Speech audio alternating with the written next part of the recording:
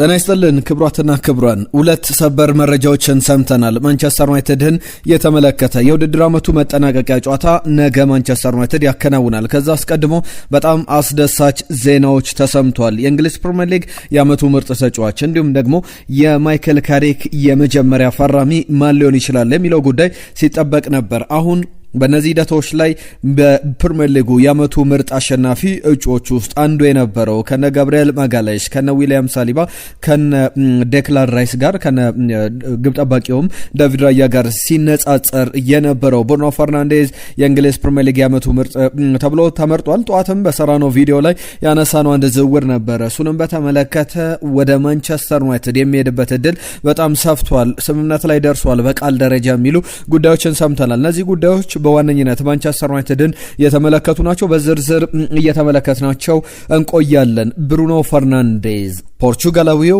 ማግኒፊሰንት ወይም ማጂሻን ልትሉ ትችላላችሁ። በእንግሊዝ ፕሪሚየር ሊግ የሚገርም የውድድር ዓመት አሳልፈዋል። የውድድር ዓመቱ ኮከብ ተጫዋች ተብሎ ተመርጧል። ከቀናት በፊት ትናንትናም ዛሬም ስናነሳቸው የነበሩ ዝርዝር ጉዳዮች አሉ። 2025/26 የውድድር ዘመን የፕሪሚየር ሊጉ ኮከብ ተብሎ ተመርጧል። 8 ግቦችን አስቆጥሯል። 20 ለግብ የሆኑ ኳሶችን ደግሞ አመቻችቶ አቀብሏል። የእንግሊዝ ፕሪሚየር ሊግ ኦፊሻል ምርጫ ላይ ነው ይህንን ሽልማት ያሸነፈው።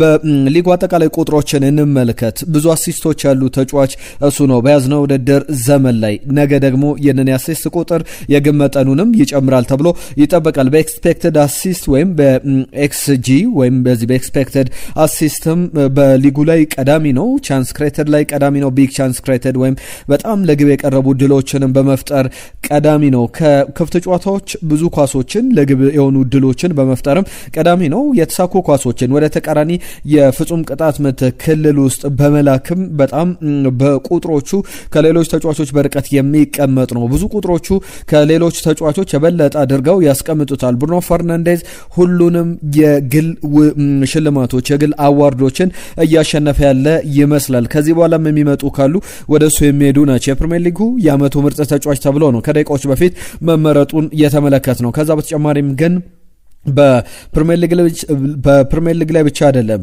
አዋቂ ናቸው፣ እግር ኳሱን በደንብ ያውቃሉ የሚባሉ ፉትቦል ራይተርስ አሶሲዬሽን የወከላቸው ወይም ደግሞ የእግር ኳስ ጻፊዎች ማህበር ምረጡልኝ ብሎ ጋዜጠኞች እንግዲህ ተሰባስበው ድምጽ ሰጥተው የዓመቱ ምርጥ ተጫዋች ተብሎ ከዚህ በፊት አንስተናል። በማንቸስተር ዩናይትድ በኩል የዓመቱ ምርጥ ተጫዋች ነው የሰር ማት በዝቢ የዓመቱ ምርጥ ተጫዋችም ተብሎ ተመርጧል። ዚ አትሌቲክ የዓመቱ ምርጥ ስብስቡን የአውሮፓም የእንግሊዝንም በሚያሳውቅበት ጊዜ የአውሮፓ ምርጡ ተጫዋች ሃሪ ኬን፣ የእንግሊዝ ፕሪሚየር ሊግ ምርጡ ተጫዋች ደግሞ ብሩኖ ፈርናንዴዝ ብሎ መምረጡን ይታወቃል። እንግዲህ ክቡራትና ክቡራን ብሩኖ ፈርናንዴዝ የውድድር ዓመቱን በሚገርም ልዩነት እያጠናቀቀ ያለ ይመስላል። 2025/26 ቁጥሮቹ መካከል የዓመቱ ምርጥ ተጫዋች ተብሎ ሲመረጥ አንደኛው የማንቸስተር ዩናይትድ ከዚህ በፊት ተጫዋች ማን ነው ለመጨረሻ ጊዜ እስቲ ሀሳብ አስተያየቶቻችሁን ጻፉልን። በዚህ ጉዳይ ላይ የምታስታውሱት ከዚህ በፊት የነበረ የማንቸስተር ዩናይትድ የዓመቱ ምርጥ ተጫዋች አሸናፊን አስታውሱን። ከዛ በተጨማሪ ብሩኖ ፈርናንዴዝ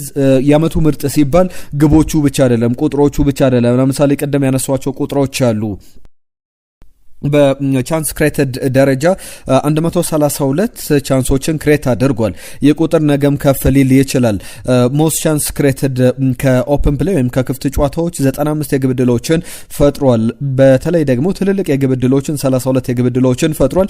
በኦፕን ፕሌይ ደግሞ ትልልቅ የግብ ዕድሎችን በመፍጠር 26 ኳሶችን አስመዝግቧል። ብዙ አሲስቶች አሉት፣ 20 የፕሪሚየር ሊግ አሲስት በሊግ ብቻ ነው እነዚህን ቁጥሮች እያነሳን የምንገኘው። ከዛ ውጪ በስሩ ቦሎችን የተሳኩ ስሩ ቦሎችን በማቀበል ረገድም ቀዳሚው ነውና ብዙ ቁጥሮቹ ከየትኛውም አማካዮች በላይ በፕሪሚየር ሊጉ ዘንድሮ ከታዩ ተጫዋቾች በላይ አድርጎ ያስቀምጡታልና በማንቸስተር ዩናይትድ ደግሞ ከዚህ በፊት 2010-11 የውድድር ዘመን ላይ እንደ ኦፕታ መረጃ ከሆነ ኒማንያ ቬዲች የዓመቱ ምርጥ ተጫዋች ተብሎ በፕሪሚየር ሊጉ ላይ ተመርጦ እንደነበረ ይታወቃል። አሁን ተራው የብሩኖ ፈርናንዴዝ ሆኗል። የውድድር ዓመቱን ብዙ ተጫውቷል።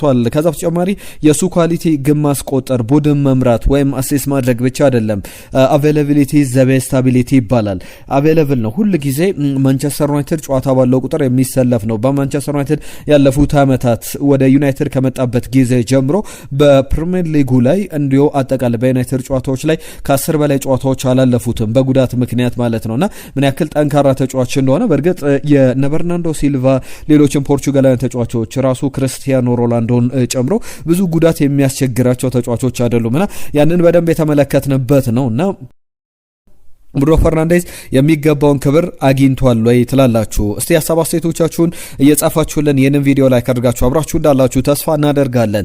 ሌላኛው ሁለተኛው ሰበር መረጃ የማንቸስተር ዩናይትድን ዝውውር እየተመለከተ ነው። ጠዋት በሰራነው ቪዲዮ ላይ በጨረፍታ ስናነሳው ነበረ። ቨርባል አግሪመንት ወይም የቃል ደረጃ ስምምነት ላይ ተደርሷል። ብራዚላዊው ኤደርሰን አዲሱ የማንቸስተር ዩናይትድ አማካኝ፣ አዲሱ የማይክል ካሪክ ፈራሚ፣ የመጀመሪያውም የማይክል ካሪክ ፈራሚ ሊሆን ተቃርቧል። በቃል ደረጃ ሁለቱ ቡድኖች ተጫዋቹን በተለይ በደሞዝ በጥቅማ ጥቅም ዙሪያ ከአትሌቲኮ ደ ማድሪድ ጋር ስምምነት ላይ ደርሶ ነበረ። ነገር ግን አሁን ያ ስምምነት በሁለቱ ክለቦች መካከል በአትሌቲኮ ማድሪድ እና በአታላንታ መካከል የነበረው የቀጠለ ስምምነት አልነበረምና በዚህም ማንቸስተር ዩናይትድ በዚህ መሃል ጣልቃ ገብቶ ይህንን ተጫዋች ለማስፈረም እንቅስቃሴ ላይ እንዳለ የሚያሳዩ ዘገባዎች በስፋት ወጥተዋል። በቃል ደረጃ ስምምነት ላይ ደርሷል። እናንተ ማንቸስተር ዩናይትድ ከአታላንታ ያስፈረመው ተጫዋች የምታስታውሱት ካለ ስማቸውን ጥቀሱልን። አንድ ሁለት ተጫዋች ብላችሁ እስቲ ስማችሁን ላኩልን። እኛ መልሰን ወደ መጨረሻ ላይ እናነሳዋለን። በማንቸስተር ዩናይትድ ቤት ማነበረ ከአታላንታ ወደ ማንቸስተር ዩናይትድ የተቀላቀለ ተጫዋች የሚለውን እንመለከታለን። ከኤደርሰን ጋር በተያዘ ግን የሚገርም ኳሊቲዎች አሉት። ማንቸስተር ዩናይትድን በጣም ላቅ ባለ ደረጃ በጥሩ ብቃት ያሻሽላል ተብሎ የሚጠበቅ አይነት ተጫዋች ነው። 43 ሚሊዮን ፓውንድ ወይም 41 ሚሊዮን ፓውንድ አካባቢ በአጠቃላይ 48 ሚሊዮን ዩሮ አካባቢ ክፍያው ሊደርስ ይችላል የሚሉ ዘገባዎች አሉ። በኦልትራፎርድ የሚቀጥሉትን ዓመታት በደንብ ያገለግላል ተብሎ የሚጠበቅ ነው። ዩናይትድ ለተጫዋቹ ለ26 ዓመቱ ብራዚላዊ ተጫዋች ይህንን ክፍያ ሲከፍል ምን አይነት ሰርቪሶች ያገኛል? በጣም ብዙ ነገሮች ይነሳሉና እንደ ላጋዜታ ዴሎ ስፖርት ዘገባ ሌሎችም ብዙ መገናኛዎች በሴሪያው ላይ የአመቱ ምርጦች መካከል ሁሌም የሚቀመጥ በተለይ በሴሪያው አማካዮች መካከል ሁሌም አቋሙ የማይወርድ ነውና መከላከል ላይ ጥንካሬውን በማጥቃት ረገድም ደግሞ የሚታማ አይደለም። ለቡድን ባላንስ ደግሞ አስፈላጊ የሚባል ነውና ኮንክሪት የሚባል ድርድሮች ሲደረጉ እንደነበረ ትናንትና ሲሰሙ ነበረና ዛሬ ጠዋት ላይ በተለይ ትናንትና አታላንታ ከፊዮሬንቲና ጋር ጨዋታውን ሲያደርግ አሰልጣኝ ራፋኤል ፓላዲኖ የተጠየቁት ጥያቄ ነበር። ኤደርሰን የት ሄዶ ነው በዚህ ጨዋታ ላይ ያልተሰለፈው ሲባሉ ኤደርሰን ዛሬ ያልተጫወተበት ምክንያት አለ። እሱም ምክንያት ደግሞ ከአንድ ትልቅ ክለብ ጋር ድርድር እያደረገ ነው ብለው ራሳቸው አሰልጣኙ ይህንን ሰበር መረጃ ይፋ አድርገው ነበር። ጠዋት አንስቸው ነበር። አሁን በሁለቱ ክለቦች መካከል ስምምነት ላይ ስለመድረሱ የሚያሳዩ ዘገባዎች አሉ። የአሰልጣኝ ማይክል ካሪክ የመጀመሪያ ፈራሚ በአማካኝ ስፍራ ላይ ተገኘ ሆኗል። ካሪክ በማንቸስተር ዩናይትድ ቤት ከፈረሙ ምርጥ አማካዮች መካከል አንዱ እንደነበረ ይታወቃል። ከቶትናም ወደ ዩናይትድ ከመጣ በኋላ ማይክል ካሪክን ለአመታት ተመልክተናል።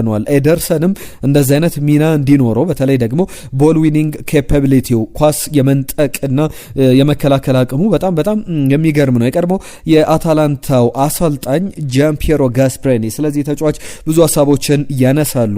በተጫዋቹ በኩል ትልቁ ነገሩ የራሱን ኳስ ጭራሽ አያስነጥቅም፣ የሌሎችንም የሚነጥቅ አይነት ተጫዋች ነው ብለው እንደ ኳሊቲ በደንብ ያነሱለታልና ማንቸስተር ዩናይትድ የዚህ ተጫዋች ዝውውር ላይ በጣም ጠንካራ ስራ ሰርቷል። ማንቸስተር ዩናይትድ የቻምፒየንስ ሊግ እግር ኳስን አረጋግጧል። በሚቀጥለው የውድድር ዘመን የአውሮፓ ቻምፒየንስ ሊግ ላይ ማንቸስተር ዩናይትድን እንመለከተዋለን። ስለዚህ የስራ መሰራት ነበረበት አስቀድሞ። ከአማካዮች መካከል የብቻ ተጫዋች የሚመጣ አይደለም። ኤደርሰን አሁን በአማካኝ 40 ሚሊዮን ፓውንድ አካባቢ ይወጣበታል።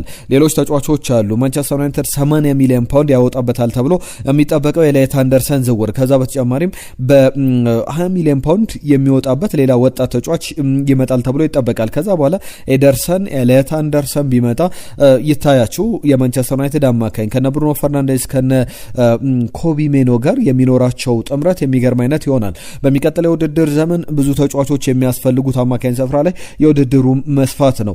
በካራባኦ ካፕ በኤፍኤ ካፕ ላይ የሚደረጉ ጉዞዎች የፕሪሚየር ሊግ 38 ሳምንታት ከፊት ይጠብቃሉ 2026/27 የውድድር ዘመን ላይ። ከዛ ውጪ ደግሞ ከፕሪሚየር ሊጉ በተጨማሪ በሌሎች ውድድሮች ላይ የአውሮፓ ቻምፒየንስ ሊግ ላይ ማንቸስተር ዩናይትድ አለበትና የመጀመሪያ የሊግ ፌዝ ጨዋታዎች 8 መርሃ ግብሮች እስኪደረጉ ቢያንስ ዝውውር ማድረግ አይችልም። በዛ ሂደት ላይ በሚኖሩ ርቀቶች ማንቸስተር ዩናይትድ የበለጠ ተጠናክሮ ይቀርባል። ኤደርሰን ብራዚላዊ ተጫዋች በሴሪያው ላይ በጣም ወጥ ብቃት ኮምፕሌት ከሚባሉ ሚድፊልደሮች መካከል አንዱ ነው። ለሁሉም ቅድም የአታላንታ ተጫዋች ሆኖ ወደ ማንቸስተር ዩናይትድ የተዘዋወሩ ተጫዋቾችን ስም ስጠይቃችሁ ነበረ።